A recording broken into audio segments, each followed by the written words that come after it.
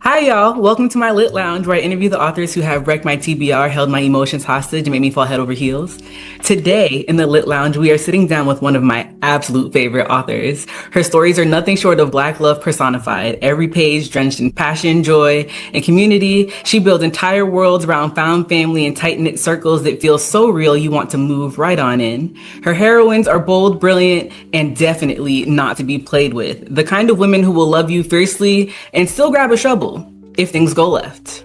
Her heroes, please, they walk heavy, love out loud, and stay down bad in the very best way. Her extensive catalog keeps us fed in the lineup of book bays who will forever live in my head, rent free. When we talk about a master of romance, a voice that continues to define and elevate the genre, you already know who I'm talking about, none other than the icon herself, the Asia Monique.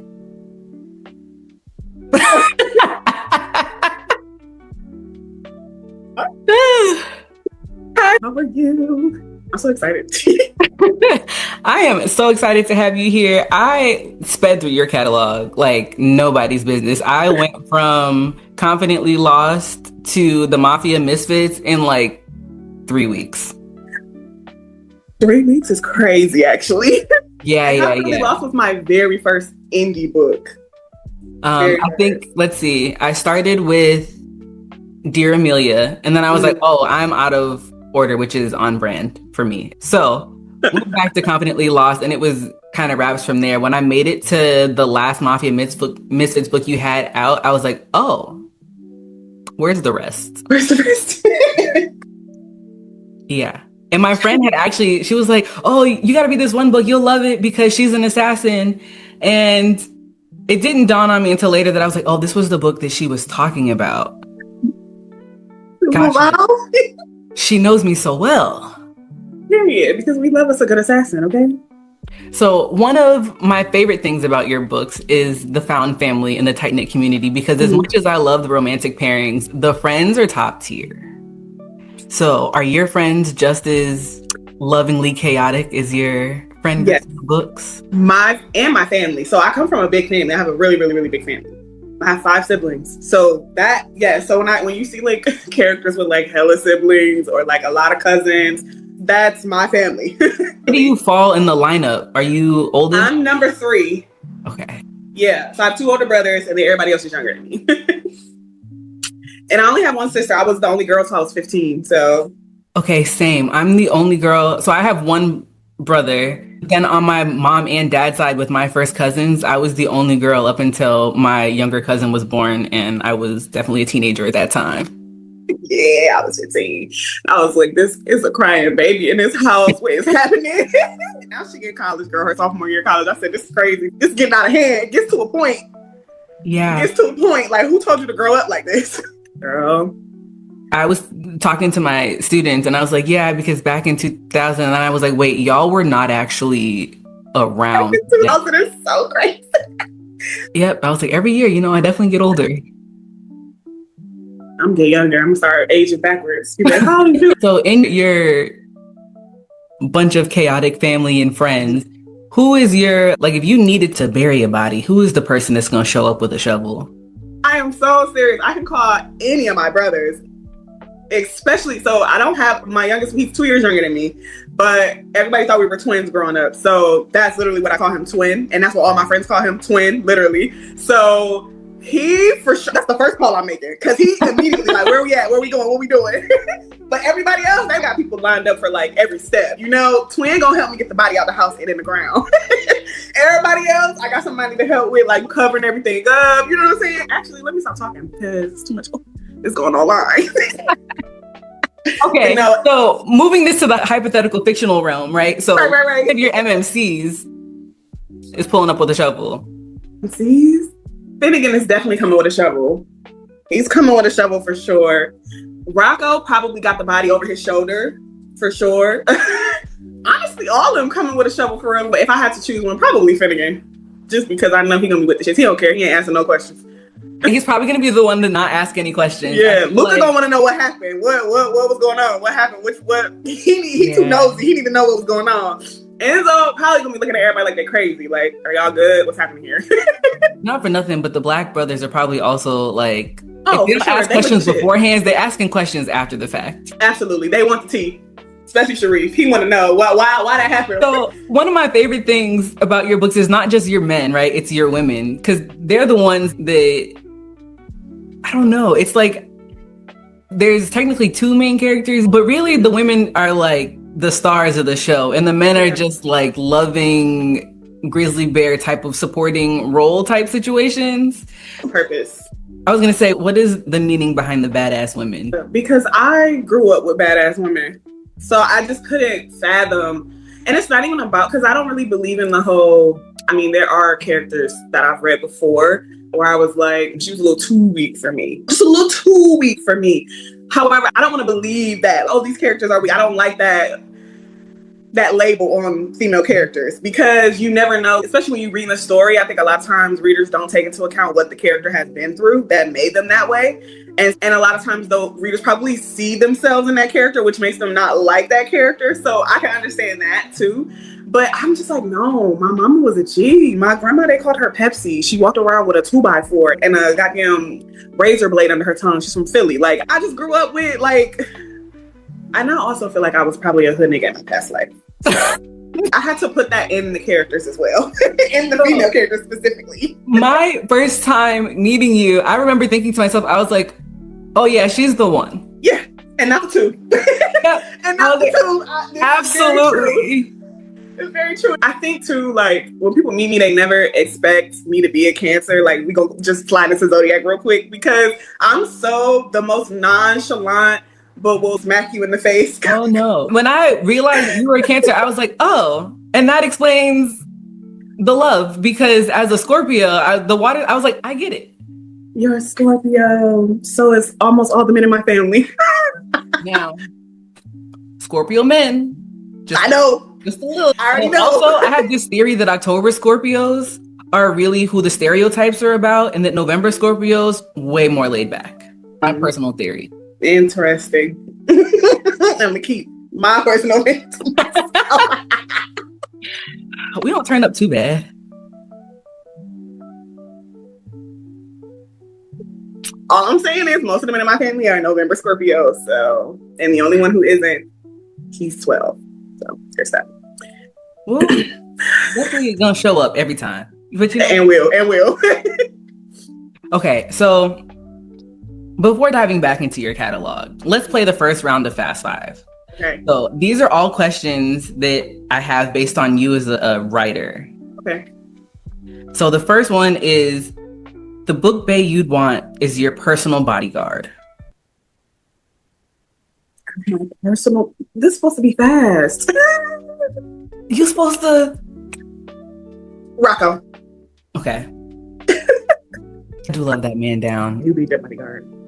Okay, which FMC from your catalog would you want to hang out with? Not even just for a regular girls' night, but y'all are on some vigilante type stuff for girls' night. Violet. I love me some Violet Sullivan. Violet. Because we don't got to do too much talking. It's just straight moves happening. One of your MMCs, which one of your MMCs could you talk to about anything? Like human diary status? August. Okay. Or Asan from Forbidden. Oh, I love Asan. Yeah. Or Axel. Oh, go ahead.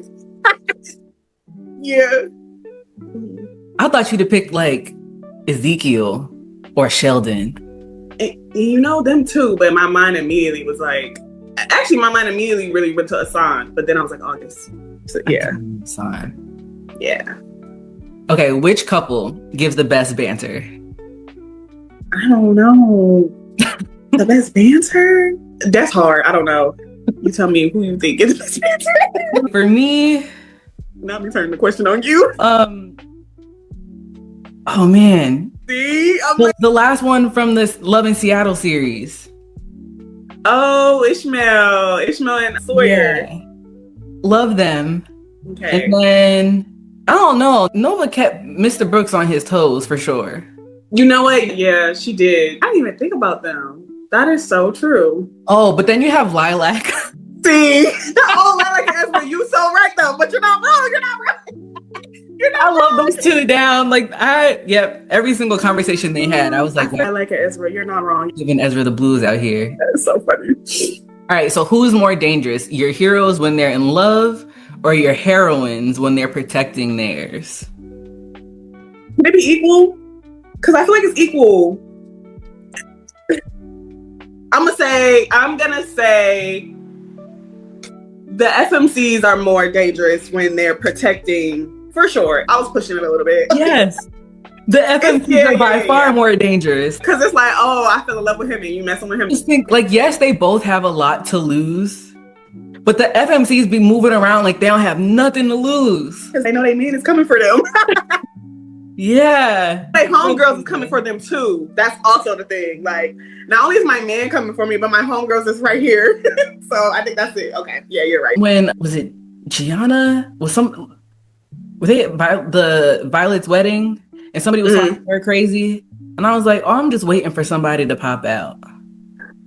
I know she was upset about Kian not being at, Violet's wedding? Or no, it was Lucia's wedding. Lucia's wedding. She was upset because Kian wasn't there and she was talking to Finn and Sean, like, where's my man at? I definitely thought she was going to run up Sean the was not business trying to let her. Finn was just like, just tell her, like, he just was like, get the girl to she's literally about to, like, she's about to blow a gasket. Like, just help the girl out a little bit.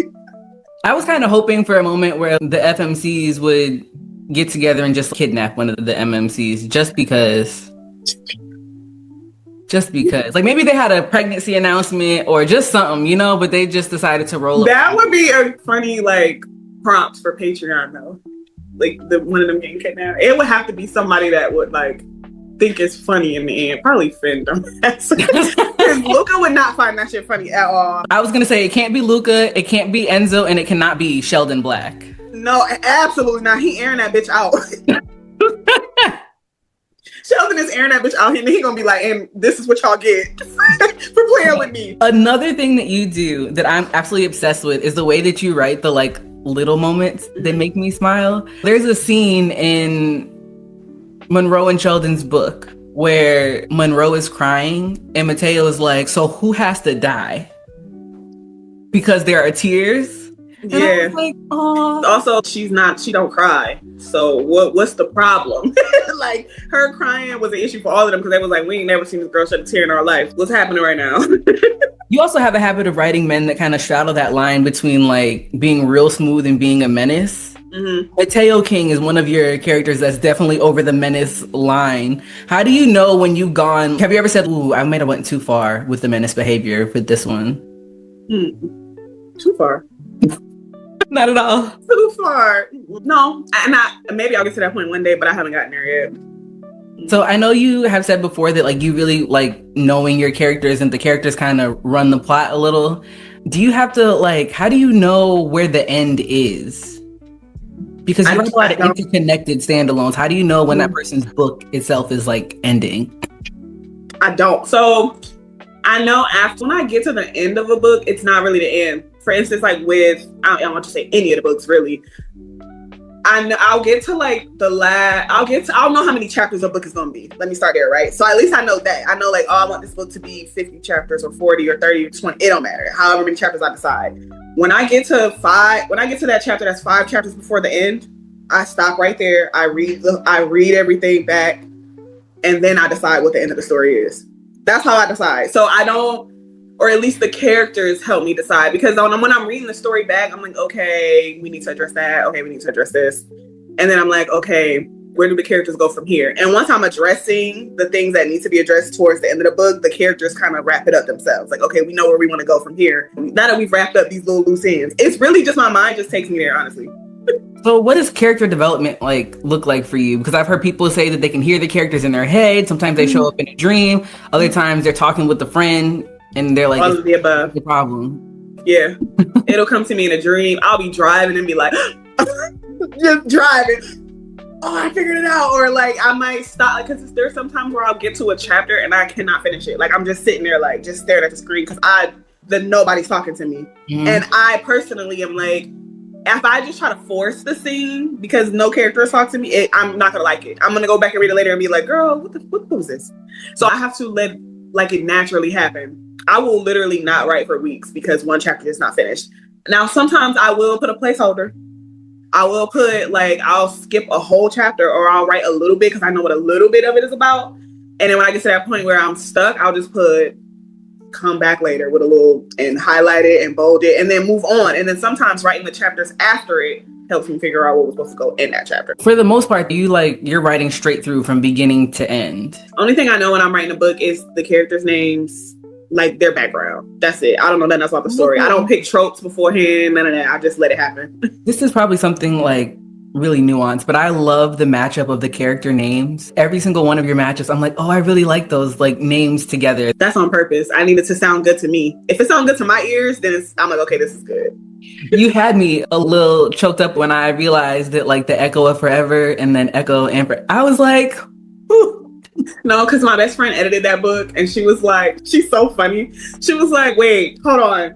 I just realized that the title, I said, girl, you are on chapter 40. Why are you just now realizing that the title and it connects to the characters? So yeah. I read it twice now, but the first time I read it, literally the very last sentence, I was like, yes. I don't think people realized it. At least not yet. Maybe they will later. The titles are also like spot on. Okay, so maybe this one right here, which I have both covers of because just gorgeous, by the way. Asia Monique, that's my girl. Just gorgeous. This is another one of your stories, bro. I love that story. I want to expand it a bit. Please. So I want to expand it a little bit. I want to put like the before he was in a coma, what they were like. This like you get to see like all the things he told her. He met like this, like you see everything, like you see it written out on page. I love your mafia world, but there's something about this story here that just like it just like ruminates in my head. I go back to it so frequently, and I have both covers because I'll pick whichever cover best fits the mood that I'm in. Is essentially how that works.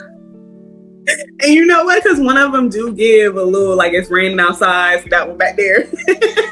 It does. It's so moody, but it fits the vibe, you know? Yeah. How do you switch gears? Because you have non-mafia and mafia, and yet diction is the same for me. Because if you release it, I'm reading it. I don't know. I honestly think it's because of me. Like me as a person. I won't say I'm a hopeless romantic, but I do like romance. Like I will be like, where's the romance in this TV show or in this whatever, right? But also, I was a hood nigga in my past life. It just come natural. You're more like, even your characters who are not a part of that life. Like I'm thinking of the Love in Seattle series, and they're very polished men, a little rough around the edges, but mostly polished. You know, or even thinking about like the Hansons, right? And August Hanson, there's still something about them that's like, oh, he's still not really messed with. That's on purpose. Well, one, because I was born in Philadelphia, but I'm from Detroit. I say from Detroit because that's where I was raised, even though I did live in Philadelphia and I did spend all my summers and holidays in Philadelphia. It don't matter. I'm from Detroit. And August and them are from Detroit. Niggas from Detroit, you could be polished, but when you from Detroit, you from Detroit. And then for the Love in Seattle series, who was they from Compton? Like they was for real. You know what I'm saying? They just got rich. That's it. They just got a little money.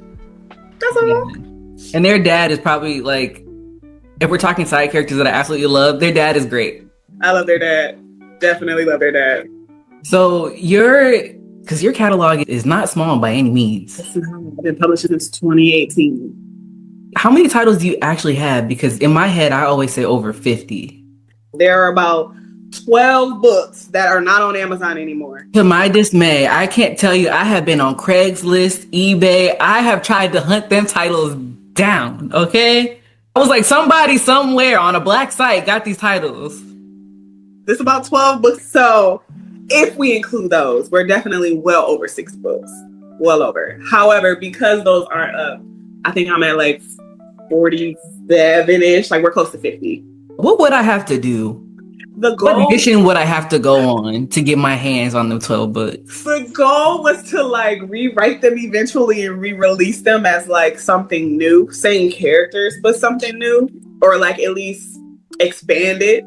However, there's too much going on for me to do that right now. So they're just going to be where they at on my computer.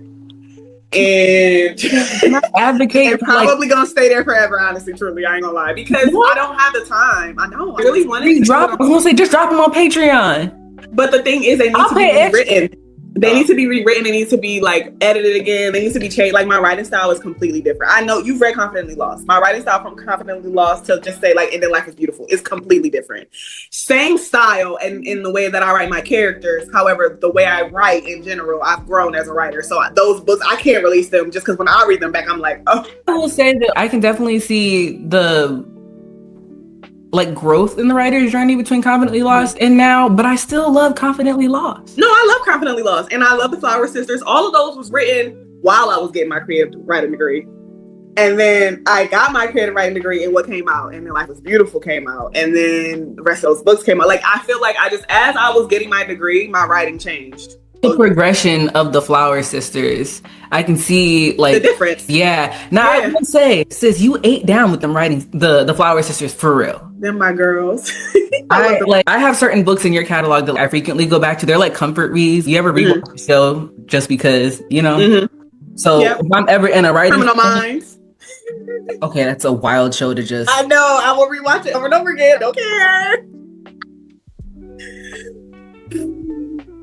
Okay, I'm not judging. I just, you know, like you're judging. I don't know. It's very on brand from what I've been seeing. Criminal Minds is kind of wild. I personally had to stop rewatching Criminal Minds because I think I was talking to my dad and he said something like, you know, the only thing between you and a serial killer is the door, right? And after that it was Cap. I was like, oh, okay, I can't handle that. I mean, he's not wrong.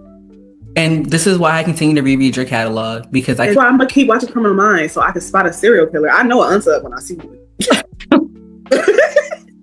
I know an unsub when I see one. It's all in the eyes. You sound like my friend. She said it's giving real unsub behavior, and I was like, that's wild. It's all in the eyes. Let me tell you, I can point out an unsub. I know one when I see one. So if I had to pick, well, I know the books that I go back and reread all the time. Dear Amelia is on that list for sure.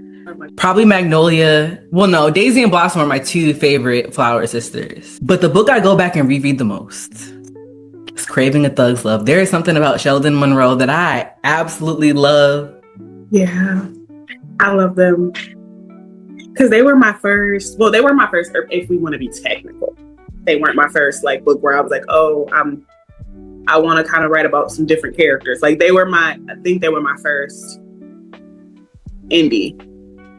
Besides, Love and Law, I won't count Love and Law just because, but Craving the Thug's Love was like that first book where I was like, oh, I could definitely write more of this, a little more intense. And now we even getting even more intense because The Echo Forever wasn't as dark as that series is gonna go.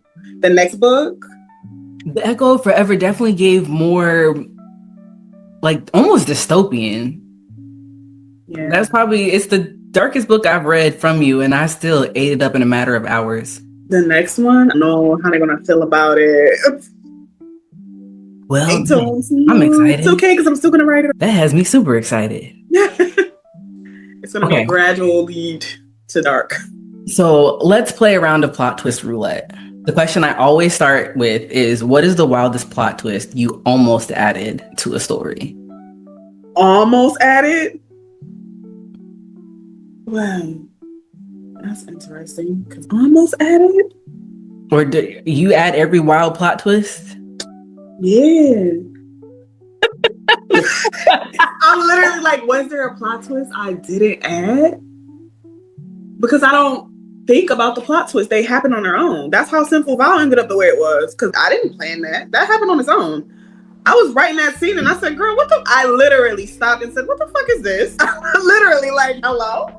That was supposed to be an arranged marriage where they did not know one another at all. I got to that part of the book, I literally just put the Kindle face on. I said, okay. No, I shut my laptop and said, okay. I did not write on that book for like 3 weeks after that. Because I was like, what? I don't know what to write next. What do you mean they know each other? That's crazy. Like literally, that was not planned. So yeah, just be going in there. And I'm not going to change. If it just pops out, like Simple Vows did, yeah, I'm not changing it. That was meant to be. It was meant to be. But it shook me a little bit. I will say that. It shook me a little bit. I was definitely shook. I also think that so Enzo and Lucia had to me, a different dynamic than the characters you had written before. Mm-hmm. So like they were both strong in their own right, but at that point in time, this was like the first FMC where I was like, oh, like she really is the dangerous one. I mean, not to say that Enzo is not, he's not a teddy bear, y'all. He's not. Yeah, but Lucia is more dangerous than him for sure. Yeah, and I was like, oh, I'm eating this up for real.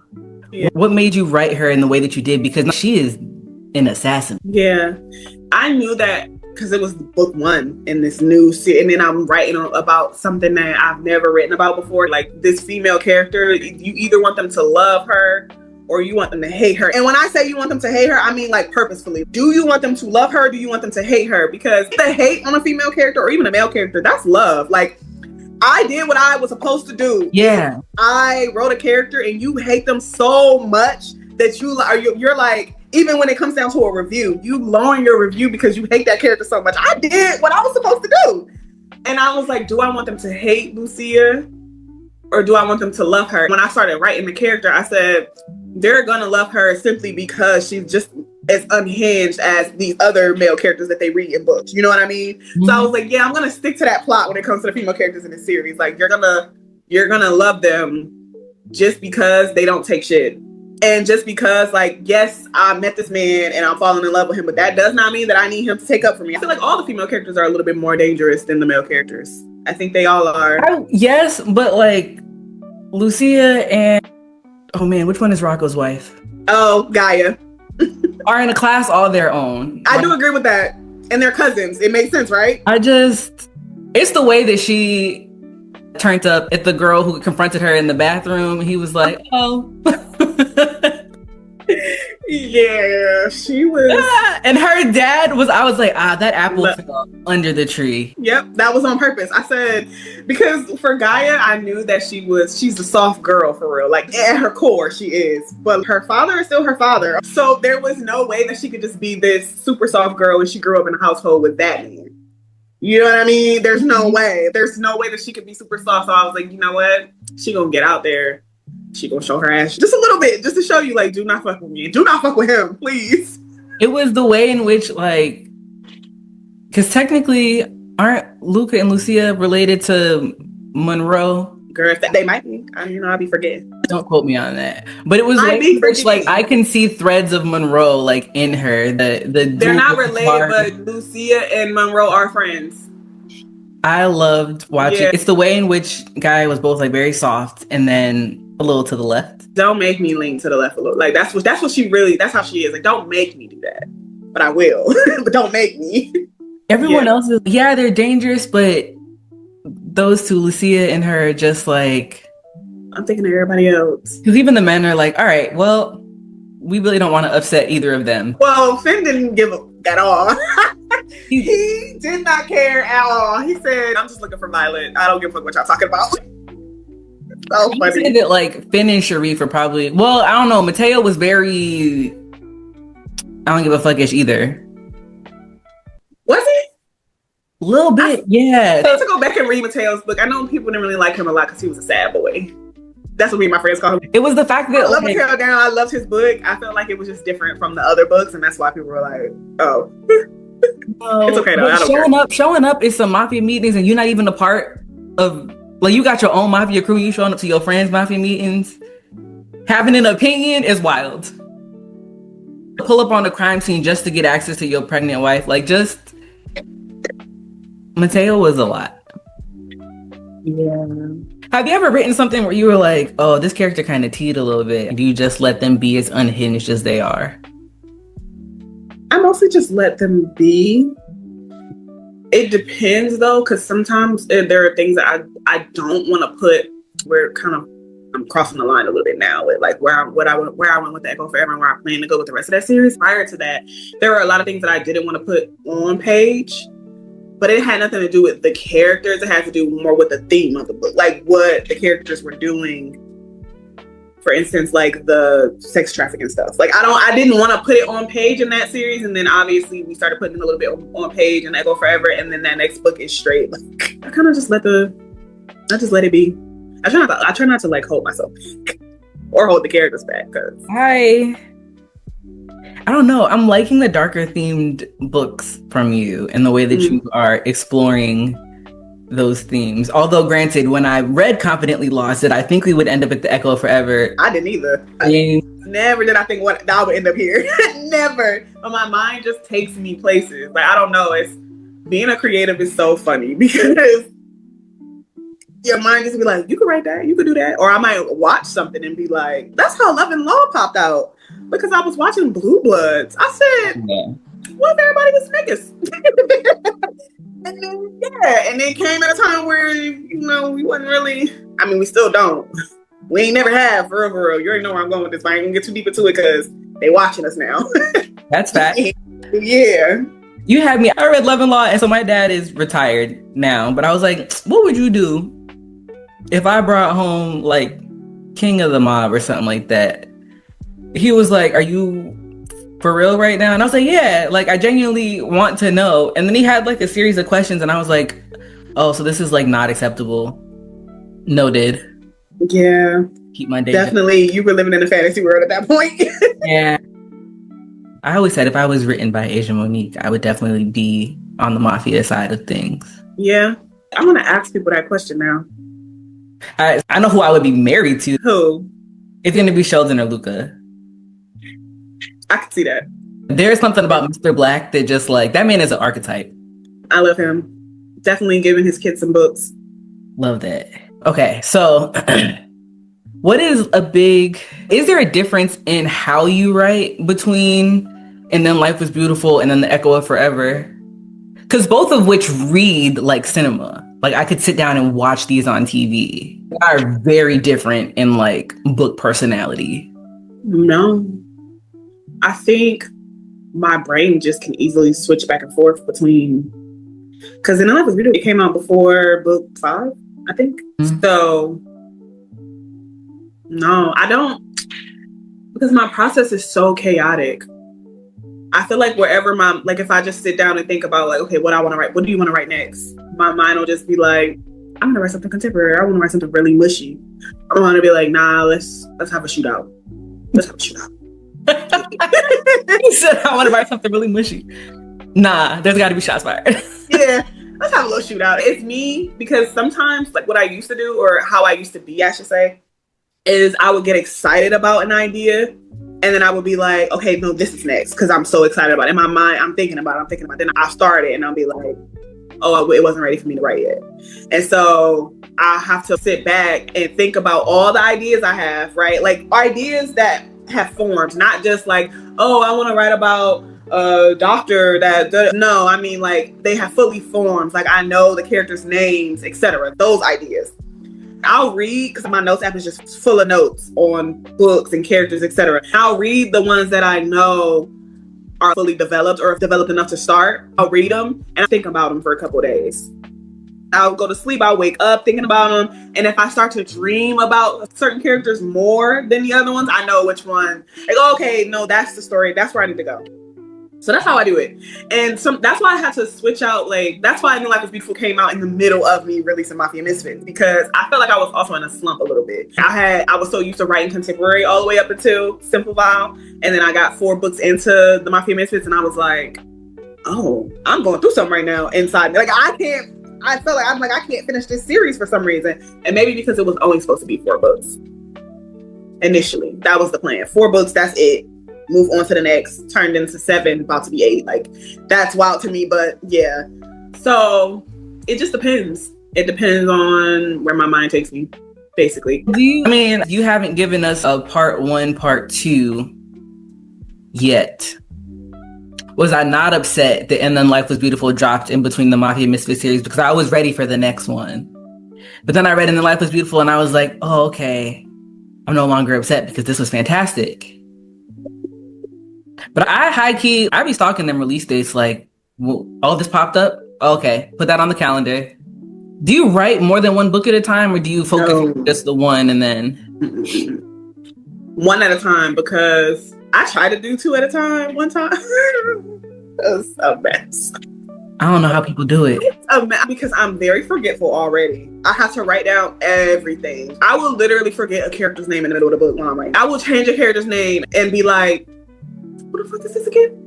And go back and be like, that's not even this lady's name. That's why you don't know who she is now. So I can't do 2 books at once, or else everybody's name's gonna be. You can be like, this character may be in this book. We don't even know who this is. No, I can't write 2 at once, which is why, like, on Patreon, I was writing about Teague and Annabelle Teague, I should say, because Annabelle, you never met her before, but from Sinful King. And I was writing it while I was writing Echo Forever. I can't do both. I can't do both because it was the line was starting to cross a little bit. I said, oh no, wait, I have to stop. All right, author's head is an interesting place to be.